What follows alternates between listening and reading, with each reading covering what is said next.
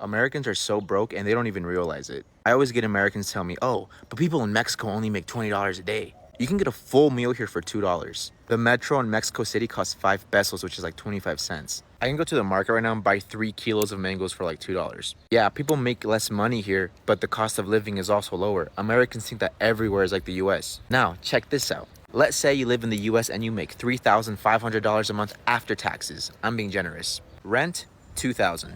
Car payment, $500. Car insurance, $200. Health insurance, $200.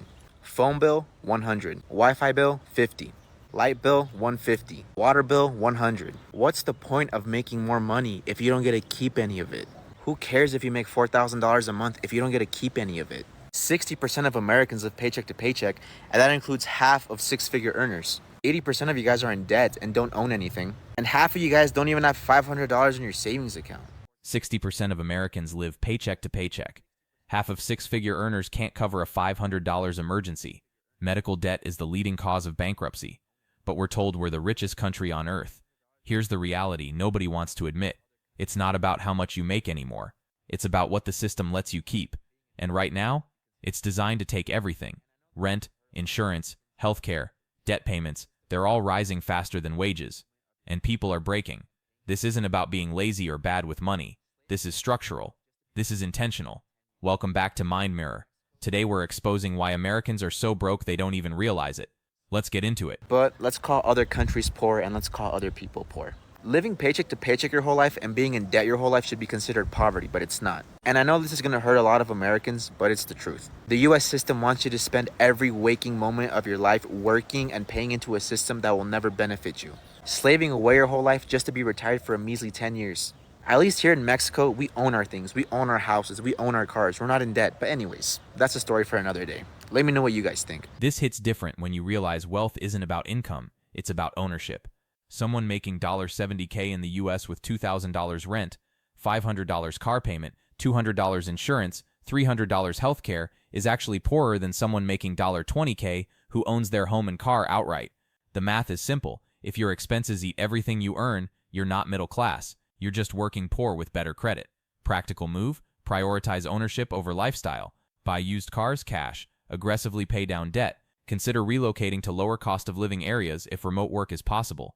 Every dollar not going to interest or rent is a dollar building actual wealth. Hey, what's up, America? Being poor in America. So I want to talk about how difficult it is to get out of poverty here in the United States, specifically if you're already homeless. So let's start with a person that's homeless, because you'll find out quickly it's impossible to get out of homelessness almost, as long as you're living in America. So when you're homeless, you have no place to live, you can't wash your clothes, you have no internet, generally no phone, and of course no means of conveyance like a car or any type of vehicle. And generally, if you're homeless, your credit score is in the shitter. So the first thing you'll want to do when you're getting out of homelessness, of course, is find a job and a place to live. But of course, you can't find a place to live without a job, right? Because every place in America that you rent has to have 3 times the income. So if it's $1,500 a month, you have to make $4,500 a month to live there. So generally, if you're going to be living in an apartment anywhere, you're going to have to pony up $2,000 to $3,000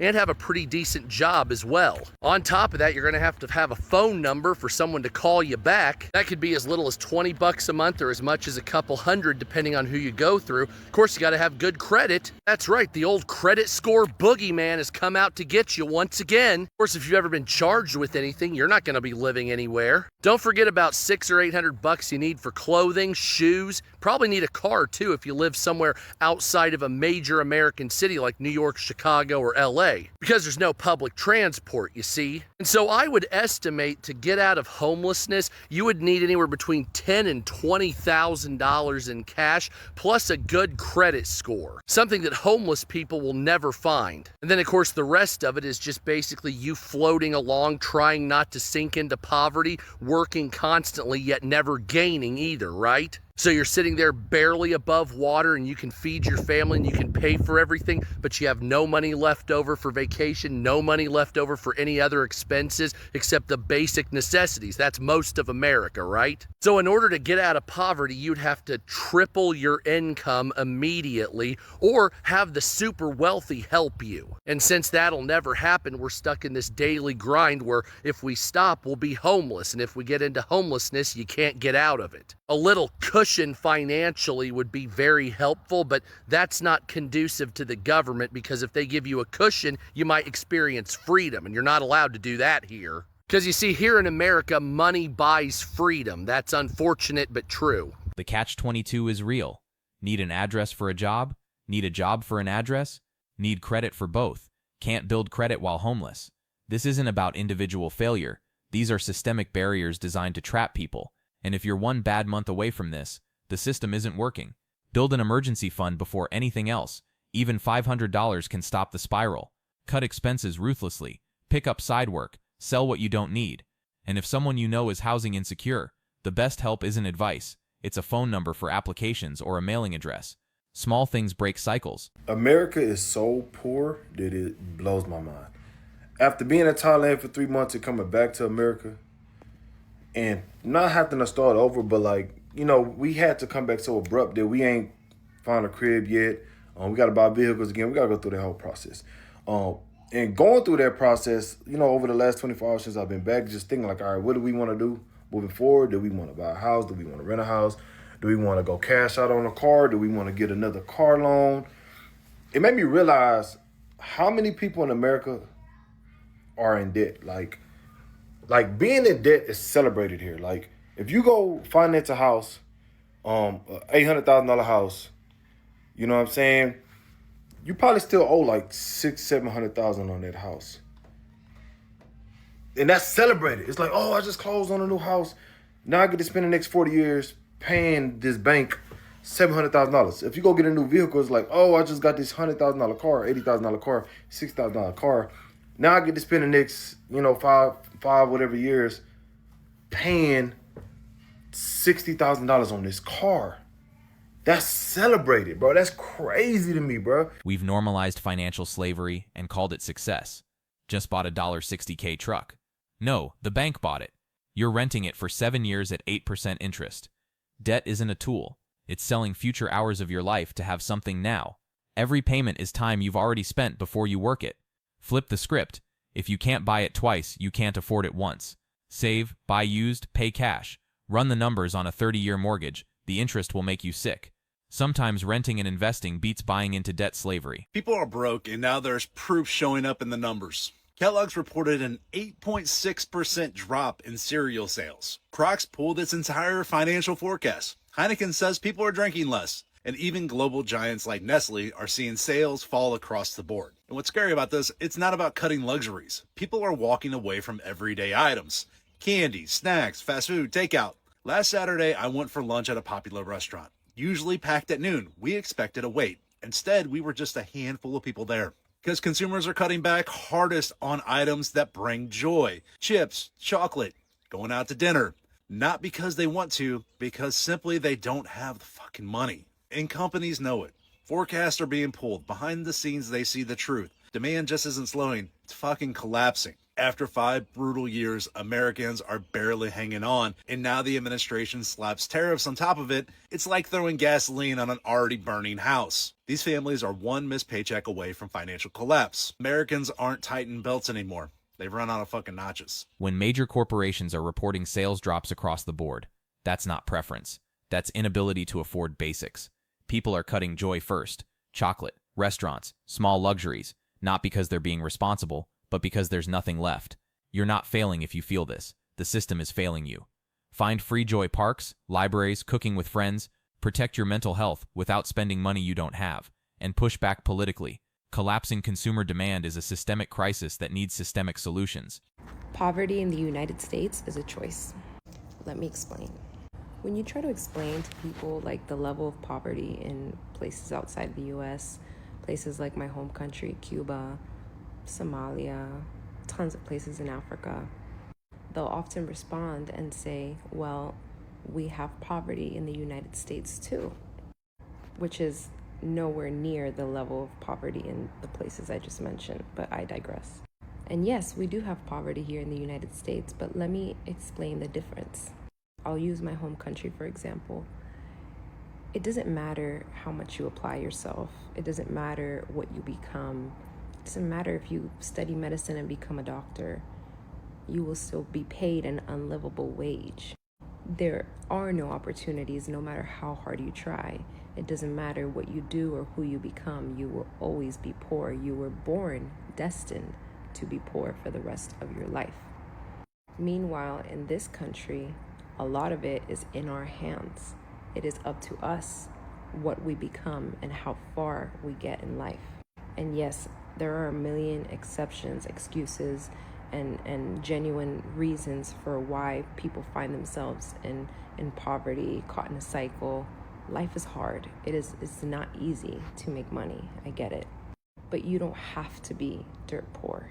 You really don't. You don't have to struggle that badly. You can make it to a place where you and your family are okay. I'm not saying everybody can be Bill Gates, of course, but you do not have to be dirt poor. The choices you make can get you out of that situation in this country. And I know what you're going to say. It's not true. People work so hard and they still can't make it and blah, blah, blah, and you don't know, and etc. If you are in a situation where you are dirt poor and you find yourself having leisure time, watching TV, scrolling, hanging out, you cannot say that you have done everything you can to get out of that situation. There is always more that we can do. We can always try harder. And I can guarantee that if you try real hard, you can get yourself out of almost any situation in this great country. And that is why I say extreme poverty is a choice. The core point is valid. America has more economic mobility than countries where effort genuinely doesn't matter. But let's be precise. Poverty here isn't always a choice, but escaping it is possible with strategy and relentless effort. Multiple income streams, obsessive skill building, moving to opportunity, delaying gratification for years. Is it fair that it requires this level of grind? Absolutely not. Should it be easier? Yes. But fairness won't change your situation. Action will. Harsh truth. If you have free time while struggling financially, that time should build skills or income, not scroll. There are real barriers, disabilities, caregiving, mental health. But for most, there's unused capacity that could shift everything.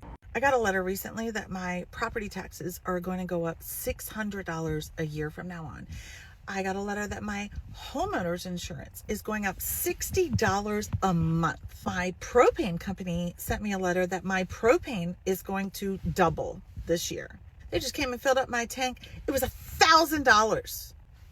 That's crazy. Also, as a entrepreneur and business owner, I get my health insurance through the marketplace. So you have the Affordable Care Act. I pay $45 a month. They just informed me that if this bill passes and I lose my tax credit, I'm going to go from $45 a month to $660 a month for health insurance. I need to buy a new car and I can't because the cars have gotten more expensive and the interest rates have gotten so much more expensive. I can't find a reliable car that has the same monthly payment of $450 a month that I've been paying now for a new car. Not necessarily new, but new to me. Groceries are insane, and it feels like every day I get a new email from another subscription that I have, whether it's Netflix, my website subscription, everything's increasing in price. And I sit pretty much every day stressed about money, and yet I know that there are so many people in this country that are way worse off than me, and they're not making it, y'all. They're not making it. What hurts me the most is that there are so many women, especially, that just cannot afford to leave abusive homes and they have to stay in it because of this economy. So are we great again, America? Like, is this what you voted for? Meanwhile, they all sit there in DC, not feeling any of these pressures, not doing anything about it, not giving a shit about the American people. I have been extremely poor and I have been extremely wealthy. And I know from firsthand experience that the wealthy people don't notice it. And most people are pretty self-absorbed and aren't thinking about other people anyway. So we got to talk about this more. We got to raise hell. We have to let DC know that this is not acceptable. Regardless of your party, We have got to help each other. Property taxes up $600/year. Insurance up $60/month. Propane doubled. Health insurance from $45 to $660/month. Can't buy a car because rates are insane. That's not bad budgeting. That's the floor collapsing. Audit every subscription ruthlessly. Cancel what you don't use weekly. Negotiate everything. Insurance, internet, phone plans bend when you push. Buy older cars outright instead of financing. A $5K reliable car you own beats a $30K payment. And she's right about community. Organize locally. Share resources. Mutual aid isn't charity. It's survival when institutions abandon you. A global company based in Malta just decided to stop hiring Americans. Not because of visas, not because of politics, because Americans cost too much, but not in the way you think. The average salary in the US is higher than many European countries, but after taxes, healthcare, education costs, Americans have less money to spend, a lot less. Here's how it breaks down. The US tax rate is between 10 and 37%. Malta's tax rate is between 0 and 35%, pretty similar. Healthcare in the US costs an average of $14,570 per person per year. In Malta, that cost is 0. It's covered by taxes, a lower tax rate than the US under Trump. A typical degree in the US, $80,000. In Malta, that cost is 0, covered by taxes, a lower tax rate than the US under Trump. So a Maltese company can pay workers $23,000 less than their American counterpart, and the guy in Malta still has more spending money. This isn't about capitalism versus socialism. It's about how different cultures structure their economies. The US prioritizes responsibility. Europe builds a safety net. Will Americans ever change? Probably not. This system is part of the American culture. The cultural shift takes generations. Would you trade higher pay for lower expenses and more money in your pocket? Americans earn more on paper, but have less after healthcare, education, and costs that are tax-covered elsewhere. A worker making $23K less in Malta ends up with more disposable income. That's not ideology, that's math. This should make you ask, what am I actually paying for? If health insurance costs $14K/year and still doesn't cover everything, maybe higher pay isn't worth it. Build wealth that isn't tied to labor.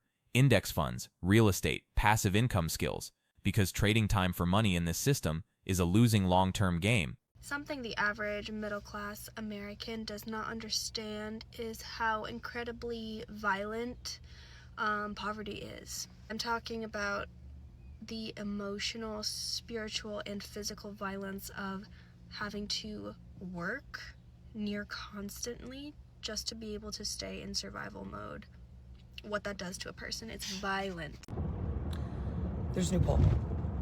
There's a new poll from Politico. It's not good. It's not good news for Trump and Republicans. Okay, take a look.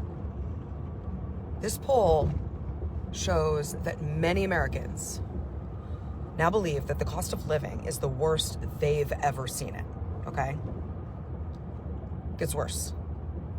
Because inside that poll, it shows that many Trump voters, a not small number of Trump voters, blame him for that. Now, I don't have to tell you, I'm sure you remember, the issue of affordability was the singular promise that Trump and MAGA were making to voters in 2024. We're going to turn this economy around. We're going to end inflation. We're going to make everything more affordable for you. And we're going to do it on day one. Right. Okay. The issue of affordability was so important, in fact, to so many voters that some of the garbage that was also being thrown around by Trump and MAGA, you know, like migrants eating pets, that garbage, didn't even get to them because the economy mattered so much. Democrats were out there saying the economy's great. And Trump is saying the economy's really bad. I know you're in pain. I feel your pain. I'm going to help you. I'm going to help you on day one. Okay. This was Trump talking about the issue of affordability yesterday. Affordability is a hoax that was started by Democrats who caused the problem of pricing. And they didn't end it. Look, they lost in a landslide. We won every swing state. We won the popular vote. We won everything. Imagine the audacity of telling your voters, your own voters, you know that issue that issue that you care about the most, more than anything else, that issue that you told me mattered the most and I told you mattered the most, that issue is now a hoax. It's a Democratic hoax. Imagine telling that to a mother just trying to work 3 jobs to feed her family. Imagine telling that to a kid who can't find a job because this job economy sucks. Imagine telling this to a small business owner who, because of your dumb tariffs, have had a higher cost of operating for this entire year. Imagine saying this to a farmer who's had no buyers for his soybeans all year, again, because of dumb tariffs. It's a hoax. Affordability is a hoax. Calling affordability concerns a hoax while people work 3 jobs to survive isn't just tone deaf, it's gaslighting. Politicians will say anything to get elected. Once in office, your struggles become talking points, not priorities. Stop waiting for them to save you. Build your own safety net. Diversify income. Cut costs aggressively. Invest in yourself. Relying on any administration to fix your finances guarantees you stay broke. Vote based on policy records, not promises. Words are cheap. Results matter. We'll see if his voters care about affordability. I think they do. I think they do. Why do liberals like to say that abortion is healthcare when 95% of abortions happen just because they don't want the kid? The maternal mortality rate in the United States has increased by nearly 30% since the year 2000 to a rate of around 18.7 individuals per 100,000 persons. We currently have a maternal mortality rate triple than that of Sweden, Japan, the Netherlands, Germany, the UK, and France. The current maternal mortality rate, which is the mortality rate for individuals carrying a pregnancy to term, is higher than the mortality rate of a police officer in the line of duty. It is also currently higher than a construction worker on the job. It's also higher for individuals who are installing power lines. But what I haven't mentioned about the maternal mortality rate in the United States is that that is just the rate for all women. When you break it out into respective categories, the maternal mortality rate for Black women and Indigenous women is nearly twice as high. For Black women, the maternal mortality rate sits at around 49 individuals per 100,000 people. For Indigenous women, is around 42 individuals per 100,000 people. To give you some context, the maternal mortality rate for Black women is 3 times as high as for white women. To equate that to our employment statistics, a police officer would have to work in the line of duty for over 3 years before their mortality rate came closer to that for a Black woman carrying 1 single pregnancy. I think people, especially in the United States, discount the inherent risk it is to be pregnant and to carry a pregnancy to term, specifically in this country. And is pregnancy and having a kid a beautiful and wonderful experience for a lot of people? Yes, but it also puts a lot of strain on individuals who are carrying that pregnancy's body. Not to mention the fact that if you are denied the ability to terminate a pregnancy, you have a higher odds of you and that child entering into poverty 6 months after denial than those individuals who were able to terminate their pregnancy. And as we know, higher rates of poverty are associated with higher rates of inadequate housing, higher rates of malnutrition, and higher rates of lack of access to health care. So ultimately, the decision to not be able to choose when you want to have a pregnancy and being forced to carry a pregnancy to term will lead, based on the data, to negative health outcomes for the children resulting from that unwanted pregnancy. I think this video, honestly, was asked in a lot of bad faith, without being able to think beyond that first statement. But ultimately, right, this singular decision has wide-ranging healthcare ramifications, not just for the mother, but also for the children resulting from that pregnancy. And to ignore that is malpractice. That's all I got. If you have any questions, let me know. Maternal mortality in the U.S. is higher than being a police officer on duty. Black women face rates 3 times higher than white women. Pregnancy here is statistically more dangerous than construction work. Forced pregnancy doesn't just risk health, it pushes families into poverty. The data is clear. Denial of abortion access leads to worse outcomes for both mother and child. Higher poverty, inadequate housing, malnutrition, lack of health care. This isn't political, it's healthcare reality. Know your rights in your state, access resources early, make the best decision for your situation. And for men, this affects you too. Support matters. Healthcare shouldn't be a privilege. Bodily autonomy shouldn't be debatable.